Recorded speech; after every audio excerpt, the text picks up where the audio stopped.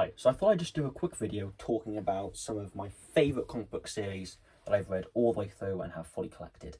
I don't have many complete series. I don't have a massive collection yet. I've only been seriously collecting comics for about a year and a half now, maybe 2 years. You can look at my collection, my full collection that I went through in my last video if you want to. But for now, I'm just going to go through some of my absolute favourite series that I've read through. Honourable mention, I'm going to say Hellblazer. Jamie Delano's run of Hellblazer. I've read the first one, and I've read the first 3 stories of the second one. I can't include it because I haven't read all the way through it. That's the point of this video.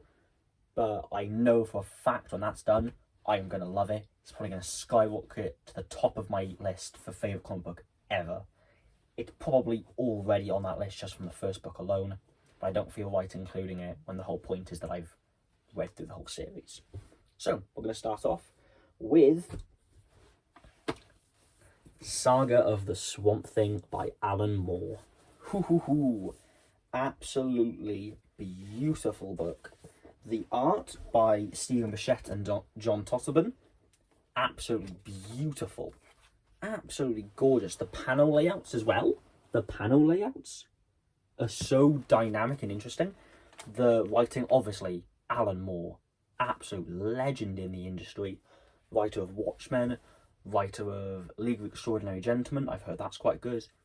Writer of The Killing Joke, but he will kill you if you mention that in front of him because he hates it. He's known to hate a lot of his earlier work. Not even earlier work, just some of his work, because he's very self-critical, which I can respect, to be fair. But, oh, it's amazing. There's 6 books. As you get later into it, you start to meet some quite obscure DC characters, because this was back in the 80s, when these characters either weren't that obscure, or they were trying to bring them back. There's a big wave where DC was trying to bring back obscure characters.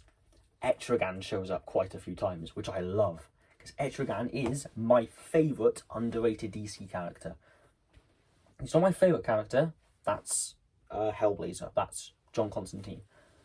But Etrigan is amazing. He steals the show when he's there. His rhyming is just so fun to read. Just the writing talent that goes into making someone speak coherent sentences, yet all be in this kind of demonic, dark rhyming is so good. The first story you get in this is the anatomy lesson, and it is...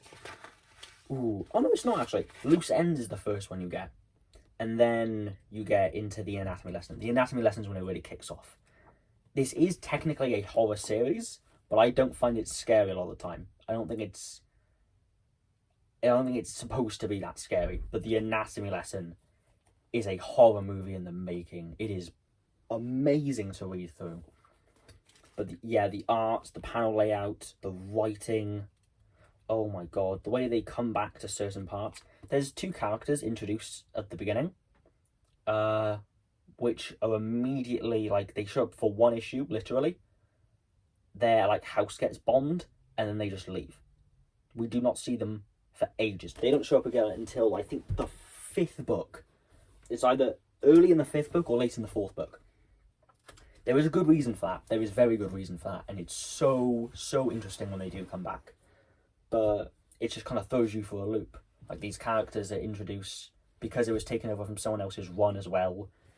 It's you get into it and these are these characters. Well, I don't know these people because I haven't read the run before that. But once you get into it, once you get through the first book, you will not be able to stop reading.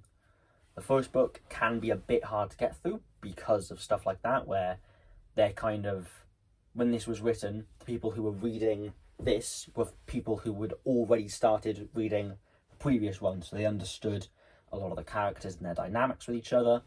Whereas if you're a reader coming into this only reading this book, you're not really getting a lot of that context. But it's honestly fine. Once you get through the first book, there's minor nitpicks, but it's amazing after that. Next, we are going to do a fat one, which is Neil Gaiman's The Sandman. This is the biggest series I have. This is the biggest collection of like one thing. This is bigger than both of these books combined. It is huge. It is 11 books, and then you have Overture, and you have 2 different versions of Dream Hunters, which technically, now I'm thinking about it, I shouldn't have this book in here because I have not read through Dream Hunters yet. Dream Hunters is the reason it has its own book, aside from the others, is because it's not relevant. It's kind of like a side story that you do not need to read. It doesn't come up at all. It's just really good, from what I've heard. I've not read it yet. But it was originally written as I think it's called a prose book. So it just has, it's not like a comic book, it just has art, and then the writing is like that. So it's like a novel, and then there's just art on the side. The art is by Yoshitaka Amano, who I recognise because he did a lot of the concept art for earlier Final Fantasy games. So some of you might recognise his art from that. But these are all absolutely amazing. Neil Gaiman is just such an amazing writer. I keep using amazing a lot, don't I? But I can't think of any other word to describe it. It is perfect. It is amazing. It's amazing.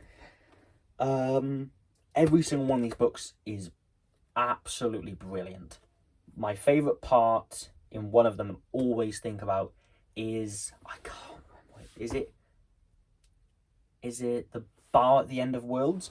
It's basically, I can't remember the name of the story itself, but it's basically a story, or a series of stories it might be, where basically people who get lost in like storms or like on their way through a journey, when they get lost, they will find this bar, which kind of defies the laws of space and time.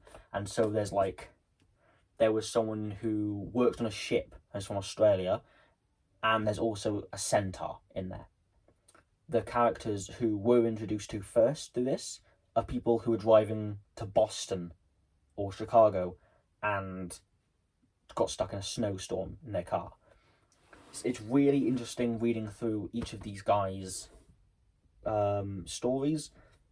A lot of the times you'll get stuff like that. It'll be a random side story that doesn't really relate back, but it's such a joy to read through anyway. I'd say A Game of You, book 5, is probably my favourite one in this. It is, there's a good twist in it. It's a good, just like, it's like if you took a children's fantasy story with like talking animals and stuff, and you just dialed it up to 11, and you turned it into this kind of partly horrifying, partly enchanting story. It's beautiful. But there's that. Neil Gaiman's Sandman, would completely recommend. I need to get the Death book, actually, as well, which is part of the series, but it's not included in the box set. And it's about the main character's sister, Death. She gets her own book with her own stories. That's supposed to be really good, so I'm going to get that soon. Next, we have Hellboy. Mike Mignola's Hellboy. This is probably my favourite comic book of all time. It might be overtaken by Hellblazer when I'm done with that, but at the minute it's this. Because I have had comics all my life. I've like gone into a store and I've bought a comic. I got these ones up on my wall here. This Carnage one in the middle. First comic book I ever bought. I got it when I was like 7, but I didn't really collect.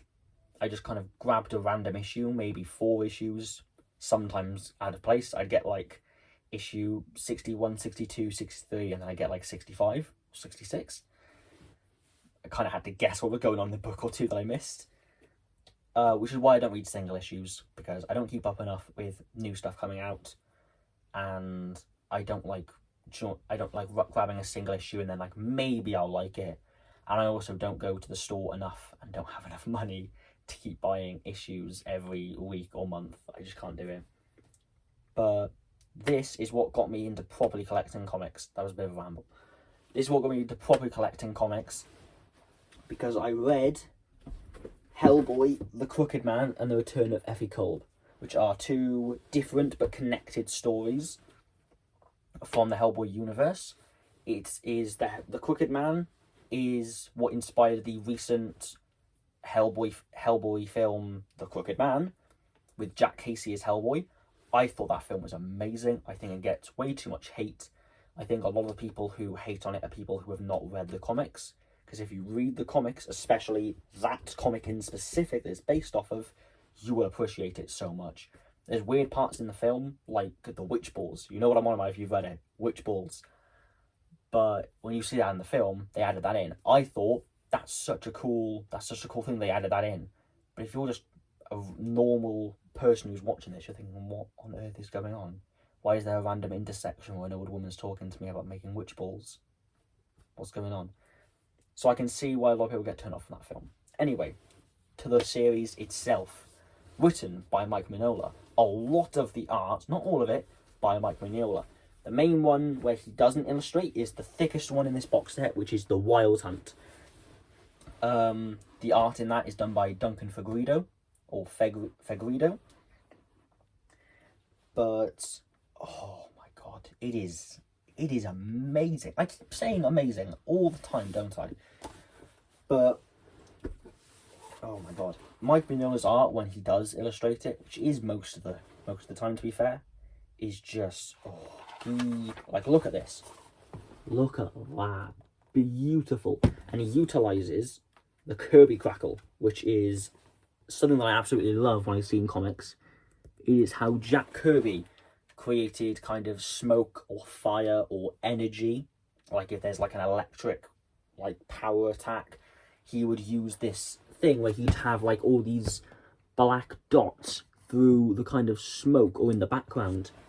And I don't even know how it works, but it just works. You kind of instantly get the impression of what this is trying to convey. It works so well. Mike Mignola uses it amazingly. It goes really, really well with the fact that a lot of his art is very angular. If you look, he doesn't really have any kind of like curves in his art. See here, it's kind of like a lot of like lines, a lot of lines put together to kind of create the illusion of a curve. The lines do curve slightly, but it's mostly just a bunch of straight lines which then make a curved shape.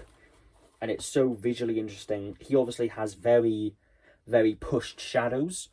His shadows are so prominent in the art. You can kind of see there only parts of Hellboy there is even bothered to be coloured in because it's just black from all the ink. Amazing writing as well. Absolutely beautiful thing to read. I'd say it's a very good introduction comic. I think a lot of people can enjoy that. I don't think it's the type of thing where you have to be kind of a comic book fan to enjoy that. Certain things like Swamp Thing, I wouldn't recommend Swamp Thing to like the average person if you're not like a comic book fan. But I think Hellboy is an amazing place to start off for you or your friends or your family if you want to get them into comics. It's good. I'd say it's suitable for children. I wouldn't give this to like a 6 or 7 year old, but I'd say like 10 years old up, they're probably old enough. There's a lot of blood in it. Not loads. There's a bit of blood in it. It's not horrifying.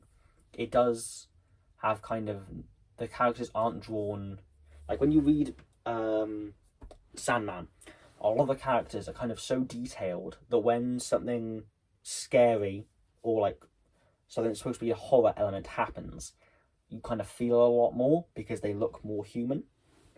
Because of Mike Mignola's more stylized art, you don't really get that feeling. And when you kind of see like blood or whatever, it's not really that it's not really like strong or emotional. I'd say certainly anyone 12 or up, anyone 12 years or older is completely suitable to read. It is amazing to read through. I would recommend this to anyone, regardless if they're a comic book fan or not. But that was it. That was my recommendations and my favourite comic book series that I've read through. So just a quick recap. Saga of the Swamp Thing by Alan Moore. Neil Gaiman's The Sandman. Mike Mignola's Hellboy, and an honourable mention, Jamie Delano's Hellblazer. I will do a single video just on those when I've read through it, because I really want to go in depth on how strong I feel about that. Thank you for watching if you've made it this far through.